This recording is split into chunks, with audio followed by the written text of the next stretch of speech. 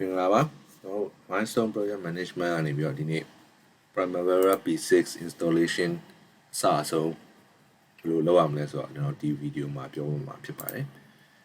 installation ကအဆင့်3ဆင့်ရှိပါတယ်ပထမဆုံးအဆင့်က download ဆိုတာဖြစ်ပါတယ်အရင်ဦးဆုံးဒီ link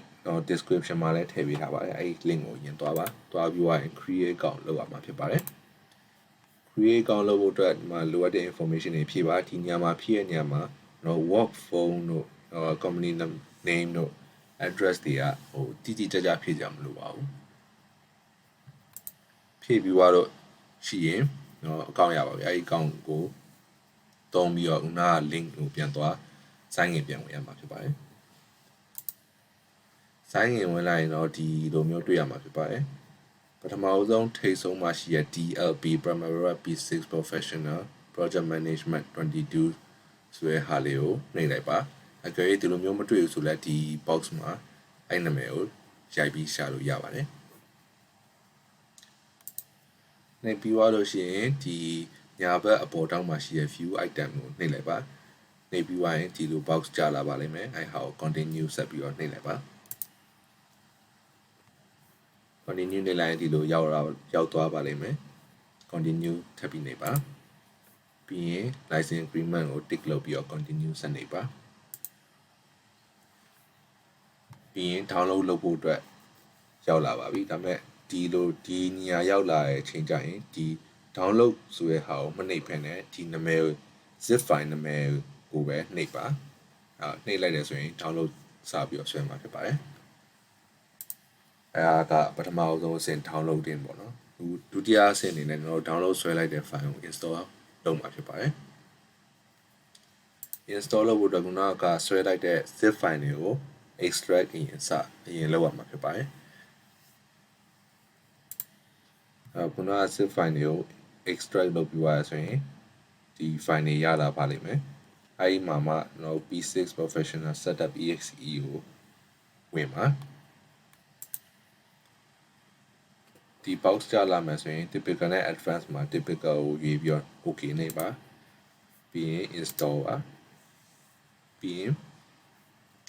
database configuration မှာ add ကိုနှိပ်ပါ new connection ရောက်လာပါလိမ့်မယ်အဲကြရင် driver type ကို P6 professional standalone ကိုရွေးပါပြီးရင် next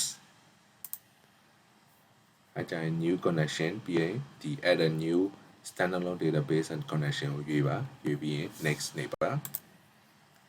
ပြီးရင်ကိုယ့်ရဲ့ login name နဲ့ password ကိုပေးပါဒီ login name နဲ့ password နဲ့ကိုသုံးပြီးတော့ကျွန်တော် P6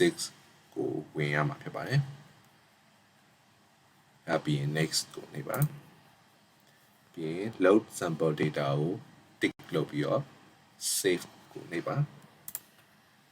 အဲဆိုရင်တော့ database configuration ကပြီးသွားပြီဖြစ်ပါတယ်အဲ့ configuration ကိုကျွန်တော် test ပြန်ပြီးလုပ်ရမှာဖြစ်ပါတယ်အဲ့တော့ test ကိုနှိပ်ပါနှိပ်လိုက်လို့ကျွန်တော် test connection is successful ဆိုပြီးတော့ box လေးကြာလာပြီဆိုရင်တော့ installation ကပြီးသွားပြီဖြစ်ပါတယ်အဲဆိုရင်နောက်ဆုံးအဆင့်အနေနဲ့ getting started Primavera P6 ကို setup လုပ်မှာဖြစ်ပါတယ်ကျွန်တော် P6 ကိုတွင်းလိုက်တဲ့အချိန်မှာသူနဲ့ပါလာရဲ့ P6 file တွေကတခြားဟာတွေလည်းပါတယ်ပေါ့နော် P6 visualizer တို့ database configuration တို့အများကြီးပါတယ်ပေါ့နော်အဲဒီမှာကျွန်တော်တို့ဝင်ရမယ့်ဟာ P6 professional 22ကိုရွေးရမှာဖြစ်ပါတယ်အဲ့တော့ရွေးလိုက်ပြီဆိုရင်တော့ခုနက installation အဆင့်မှာပေးခဲ့တဲ့ login name နဲ့ password ကို